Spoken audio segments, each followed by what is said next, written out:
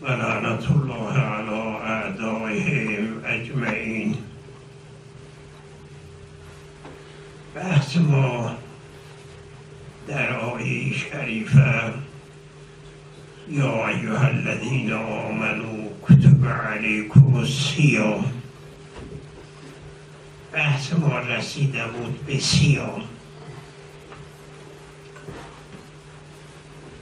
چون فاصله زیاد شده اینجا عودن و استدراک هم برمیگردم به اصل مطلب و مطالبی که باید اضافه میکنم. اما اینکه بحث ما کجا بود؟ گفتیم صوم معنای لغوی امساک، ترک، در اصطلاح شرعی معنای خاصی دارد. در اقوام سابقه صوم یه معنای خاصی داشت. اون صوم سنت معروفه،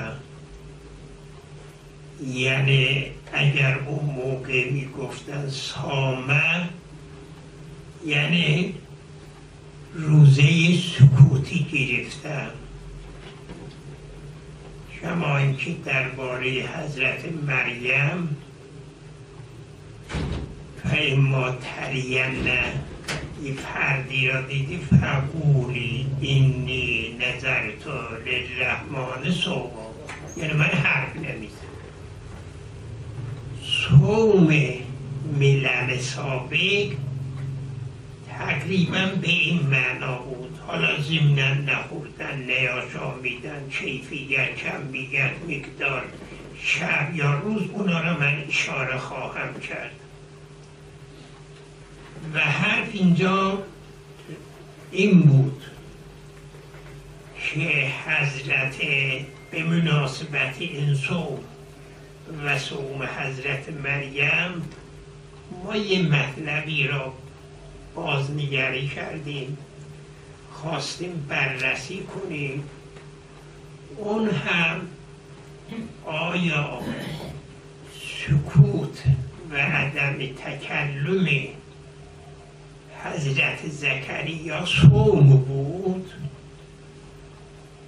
یا به قول به بیان دیگر اعجاز ماننده بود؟ خدا زبانش را بند آورد. کدامه؟ گرچه بحث ما در آیه صومم در صوم نذری حضرت مریم را گفتیم. به این مناسبت ببینیم آیا حضرت زکریا هم صوم بود یا صوم نبود.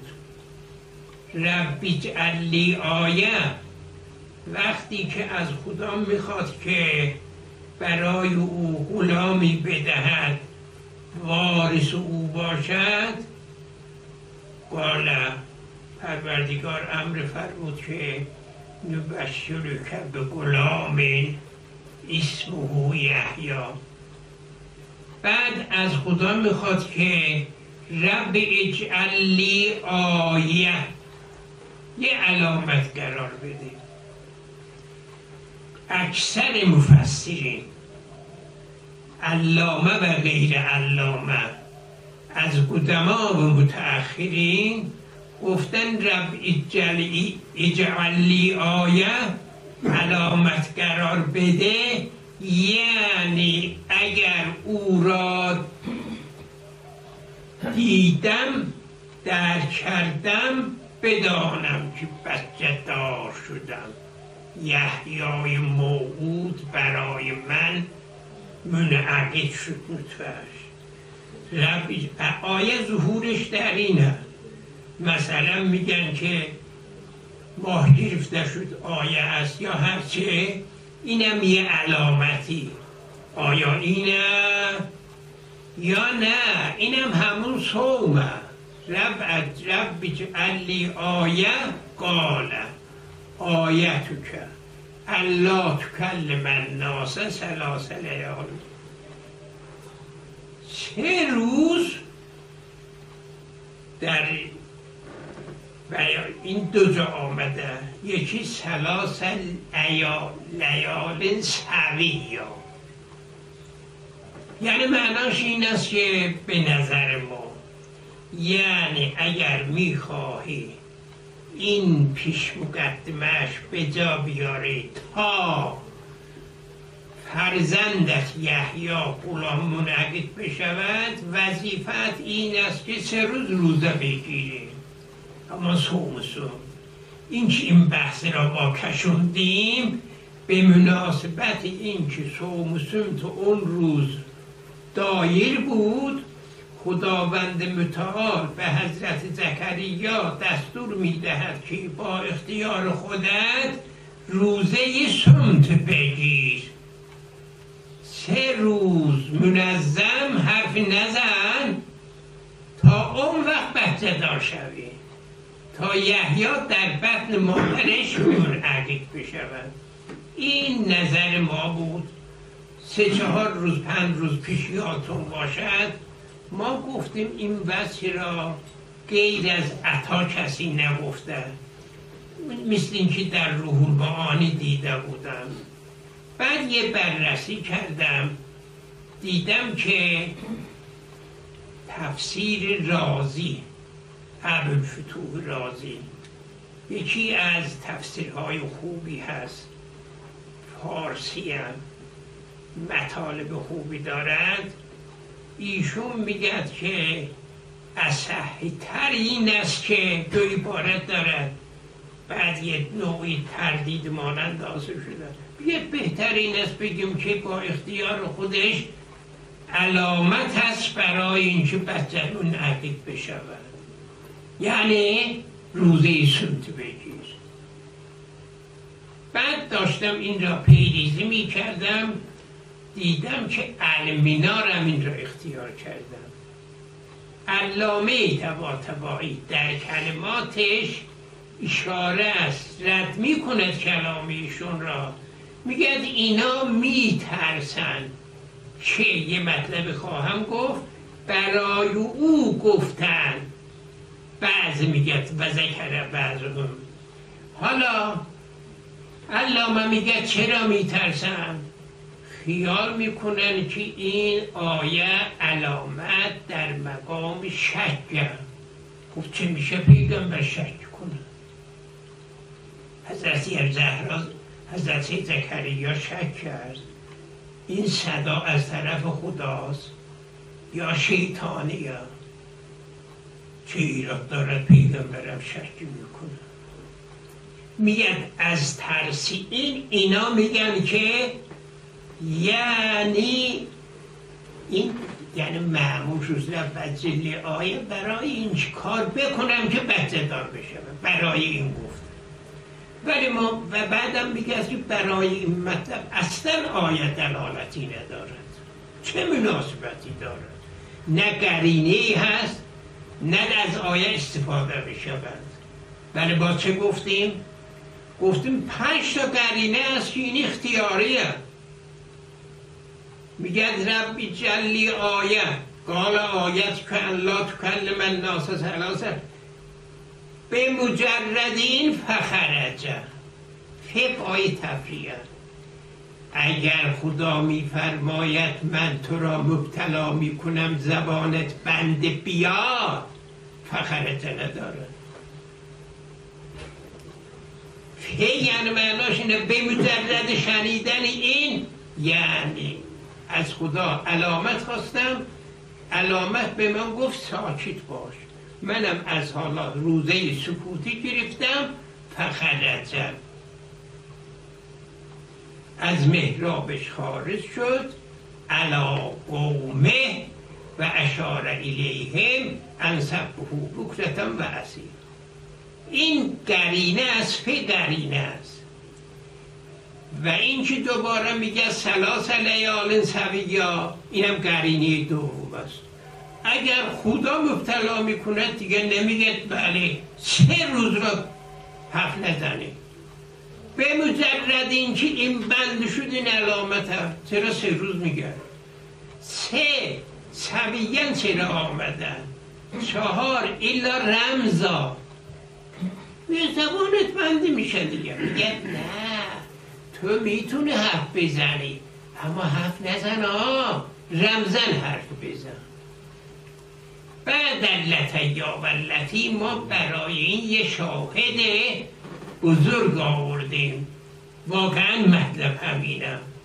گفتیم که در تولد افراد بزرگ معنوی یه مقدمه بخواد.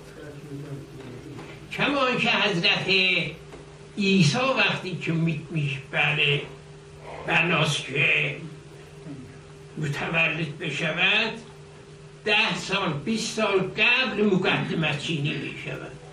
مادرش نذر میکند ربی اینی نظرت ما فی بطنی محرره، یعنی عابد باشد در مسجد. بعد بله به امر الهی نطفهش متکون میشود و همینطور حضرت زهرا مادر 12 امام بخواد منعقد بشود دستور میاد جبرائیل نازل میشود. خدا امر میکند 40 شبانه روز از خدیجه جدا. اینا معلوم است که این صوم است، این معنویت است، این عبادت است. میخواد خداوند متعال به زکریا بگوید علامت این است که 3 روز عبادت کن تا معنویت تا محاسب بشود.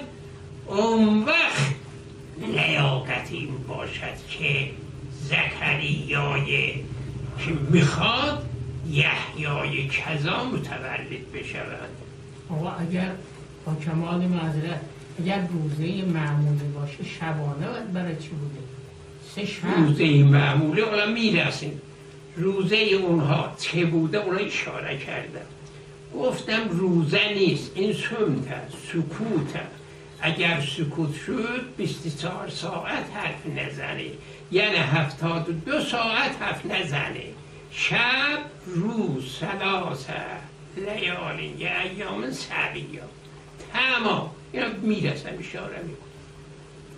پس این مطلب که حاصل شد اون وقت معلوم می شود که ما در اون بیان تنها نبودیم. ما هم افرادی بود که نظر ما را داشتن و قرائنی هم برای این مطلب عرض می شود آوردیم و اشاره کردیم که اینجا علامه و بعض دیگر از معاصرین گفتن که حضرت زکریا شک کرد این صدا صدای رحمانی است. متن علامه در اینجا بعد معاصرم در تفسیرش آورده حضرت شک کرد. ما داعی نداریم بگیم که حضرت شک کرد. شایک بود برای یحیی تلو میرفت چه محقق میشود. میگه زود میخوای بهش 3 روزه بگیر، روزه سود بگیر. خدا کار اختیاری بنده چطور آیه برای خدا میشود؟ اون از خدا آیه میخواد، خدا میگه روزه بگیر. ربی جل آیه علامت خدا نه لی آیه. هیچ علی دار لی اصلا لی برای خدا نیست. آیه برای چی آقا؟ این میگه کی میشود علامتش چیه برای من؟ هیچ علی آیه چی میشود؟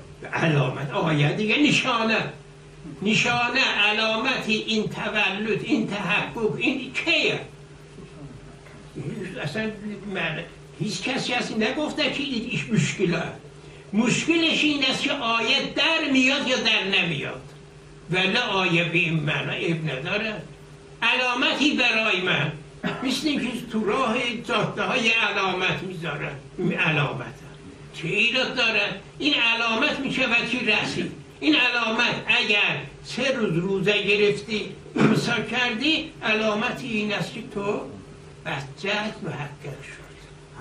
علامت 3 روز نتونی حرف بزنی؟ نه اونا میگن اونا، ما میگیم نزن روزه بگیر تا صاف بشی و بچه هم متحقق می شود اون وقت. یعنی برای تولد حضرت یحیی کذایی که خذ العلم صبیا آتینا لقمه صبیا، این مقدمه میخواد، این پاچه میخواد، این شرایطی میخواد. پس این که اینا میگن شک داشت، شک چرا داشته؟ از آیه اصلا در نمیاد شک داشته، از خدا یه علامتی خواسته. چرا بگیم شک داشته؟ تا علامه یه جور جواب بدن، اون یکی یه جور جواب بدن، بگید اب ندارد پیغمبرها شک میکنن. اصلا ما در بحث تفسیر مختصری که داریم اونجا این بحث را آوردیم. اونجا گفتیم که معنا نداره سفیر حرف مرسل را نفهمد این از کجا صدا میاد، صدای شیطانیه صدای رحمانه. این شبیه آن است که میگن بله عرفه را چرا عرفه گفتن؟ سنی‌ها دارن بعض اقوال، چون حضرت ابراهیم فهمید این خواب رحمانی است. اینی که میگه ذبح ولد از طرف خداست. نه اصلا شکی نداشت. عرفه جهات دیگری دارد، علائم معنای دیگری دارد که لغت‌ها نوشتن. پس اینی که آقایان اینجا این حرف را جلو کشیدن اصلا این معنا نداره. این حضرت زکریا دقیقا میدونه که خدا درست میگه، از طرف خدا هست. در این نشانه میخوام، میگه نشانهش این است. احسن، همینه. اون تایید حرف ماست. اونا میگن شک کرد، ما میگیم به شک احتیاج نداره. هم اینجا شک احتیاج نداره، هم مطلقا. اما مطلقا برای چی سفیر میفهمد که از کجا صدا میاد. و ثانیاً اینجا اول گفته که ربی، صدا که آمد ربی انا یکون لی ولد، چه؟ بله وقت بلغت من الکبر یا و امرأتی آگیر. میگه من پیر شدم. حالا آیه را اگر تصویر میگه من پیر شدم، زنم هم آگیرم، چطور میشود بچه دار شود؟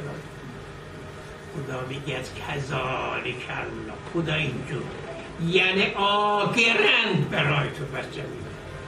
این آیت میکنیم. خب با خدا صحبت کرد، خدا فرمود به تو بچه میدم. گفت خدا چطور بچه میدی؟ من پیر، زنم آگیر، میشود؟ بلی کذالک یفعل الله ما یشاء. بعد از او ربی جل آیه، این شاید از طرف خدا نباشه. این با خدا صحبت کرد، مشکلش را حل کرد، گفت چطور می شود خدا؟ حالا دوباره شد. الله جواب میداد که این شک مراتبی دارد. از چرا بگیم شک تا مراتبی داشته باشد؟ بله درباره حضرت ابراهیم یادتون است وقتی که میگه که خدا چطور مرده را زنده میکنی، دستور میاد که مگر شک میکنی؟ میگه لیطمئن قلبی. اون لیطمئن قلبی معناش چیه؟ اونجا دو سه مطلب میشود گفت. یکی این که طبیعی به قول میگه شنیدن چی بود مانند دیدن. یه وقت ما میشینیم بهشت را، یه وقت بریم بهشت را ببینیم، یا میدونیم که در قبر عذاب است یا غیر عذاب. تا نرسیم نمیفهمیم چی یعنی چی، مثل خوابه. اونجا هم حضرت ابراهیم بله خدا میگه من مرده را زنده میکنم، اما دیدم مثل لمس کردنم. مثلا شما یه وقت ببینید بگید که آتش میسوزانه، اما دست را نزدیک بزنه این حرارت اثر کند بگرده عقب. این را میگن لیطمئن یا ازدیاد یقین. در فرض اول اونی که خلجان نفس چطور میشه، چطور میشه، این اعضا چطور جمع میشه تا دستون میده 4 حیوان را ذبح کنه، قاطی کنه، بذار. این برای همون خلجان نفس از بین برد. دو، احتمال است ازدیاد یقین زیاد بشود. یقین مراتبی دارد که اشاره کردم. ما یقین داریم آتش میسوزونه، یه وقت نزدیک بشیم این عین الیقینه، از علم الیقین به عین الیقین. اینجا هم بله ممکنه علم الیقین باشد، علم الیقین برسد بعداً هم. بعد ما در تفسیر ما یه حرف دیگر هم اضافه کردیم، اگر آقایان بله داشته باشن مراجعه میکنن اونجا داریم حضرت ابراهیم روایت هستا شنیده بود که خدا خلیلی برای خودش انتخاب میکنه و این خلیل یه شرطی دارد، اون این است که اگر بخواد مرده را زنده کند خدا زنده میکند، اون شد خلیل. لذا میخواست بداند که این خلیل است یا نه. این مقدمه برای رسیدن به اون مرادش بودم. فعلا کل تقدیرین اینجا اصلا جای شک و تردیدی نیست.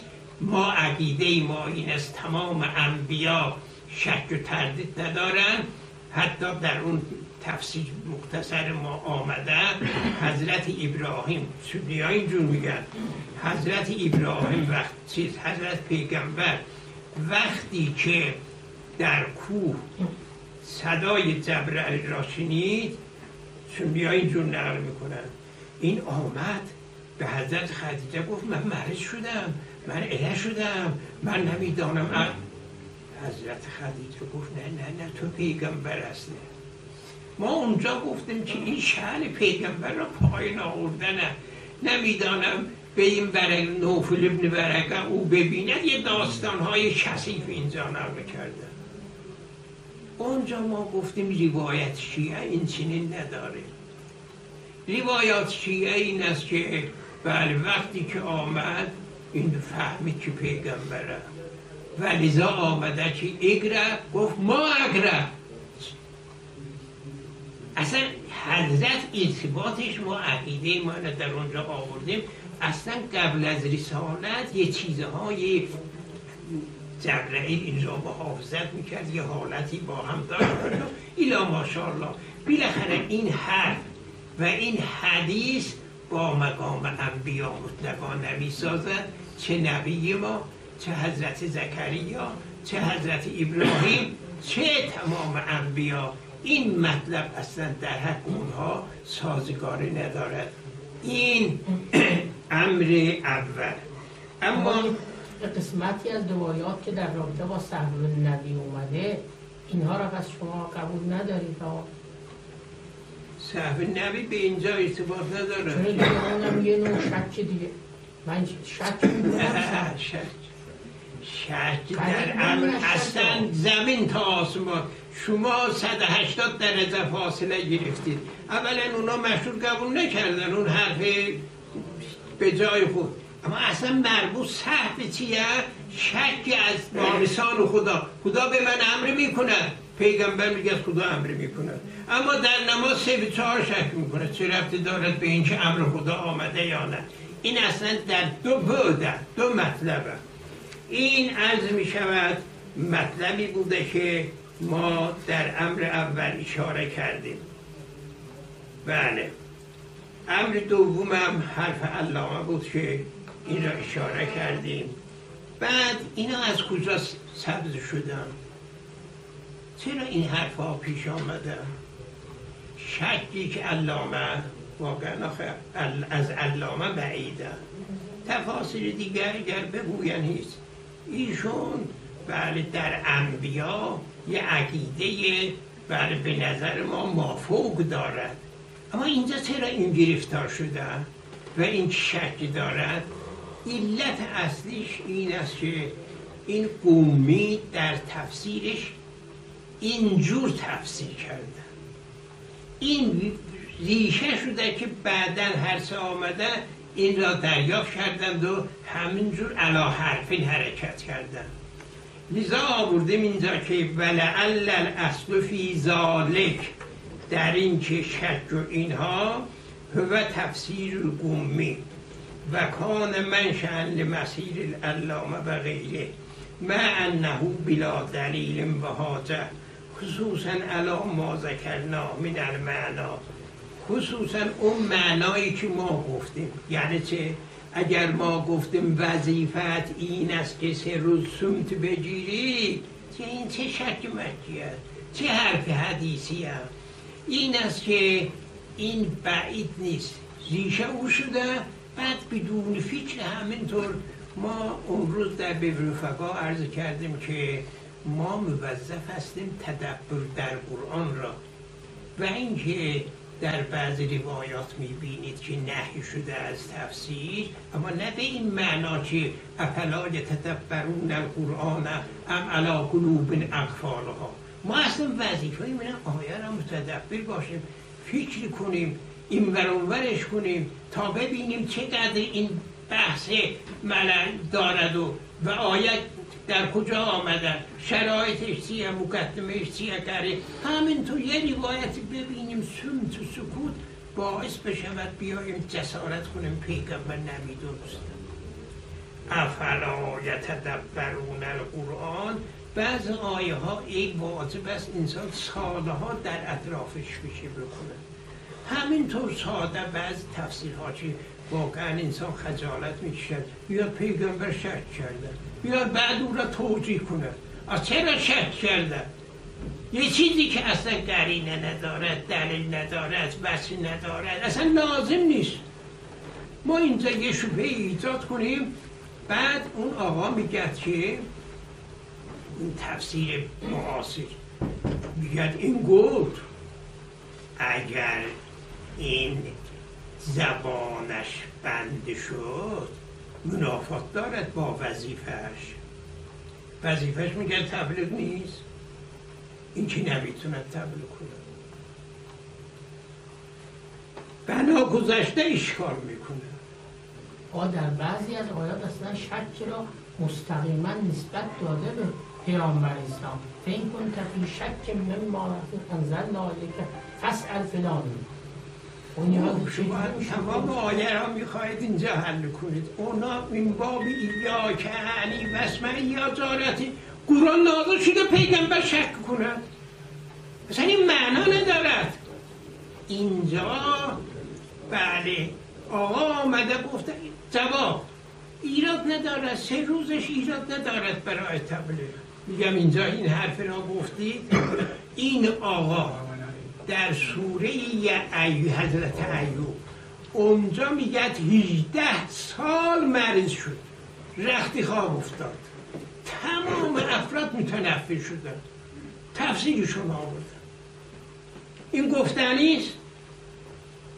گرچه بزرگان قوم این را قبول دارن، مثل علامه مجلسی در مرآت العقول، در جاهای دیگر، گرچه مرحوم سید مرتضی در تنزیه الانبیا به این روایات اشکال میکند.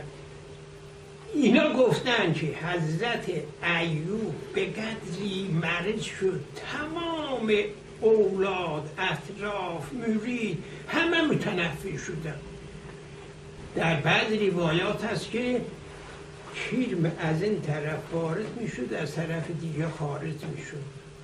اصلا انسان خجالت میکشد این روایت ها را ببینه.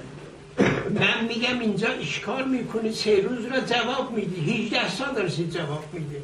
خودت در تفسیر آورده 12 سال یا 18 سال. ما اون در تفسیر ما آوردیم که این نامه تبا میگه چه عیب دارد، اونی که شیطان قدرت ندارد وسوسه عقیده‌ای و عقلی هست. اما ما میگیم نه، یا بر روایات کثیره، یعنی نه یکی نه 2 تا نه 3 تا تفسیر برهان نگاه کنید، از ابن عباس روایتی نقل میکند و دیگران این که عرض میشود حضرت ایوب گرفتار شد و بله بدنش چنین و چنین. اینا من از باب حاشیه آمدم اینجا. اینا مقصودم این است که شما 3 روز را جواب میده، 12 سال داره 3 روز جواب میده. این که یکی از ایوب میگن که معیوب پیغمبر نمیشود، 12 سال پیغمبر متنفر میشود. اینا رو باید یک نظر خاص. لذا مرحوم مفید در اون کتاباش میگه که خبر واحد لا اثر له، در اعتقادات با خبر واحد، کما اینکه چند تا روایت است در شک پیغمبر. نوعا فقها گفتن که این اصول دین پیغمبر را نمیشد عرض میشود اینجور مثلا بگیم پیغمبر شک کرد، نوعا رد کردن فقها. اینجا بیاییم بگیم که بله این زبانش بند شد، بله نتونست تبلیغ بکنن، این را تابش نیاریم، اما اونجا بگیم 12 سال بله متنفر شدن، هیچ کس از اطرافش، حتی بعضی ها گفتن برز جزام بوده و دفع کردن برز جزام چه عیبی دارد. بله اینا برای ذکر و اینا زبانش بند نبود. مگر من گفتم وسط بهبوکتم و اصیلا، مگر من گفتم زبانش بنده بود، برای تبلیغاتش بنده بود. السلام علیکم.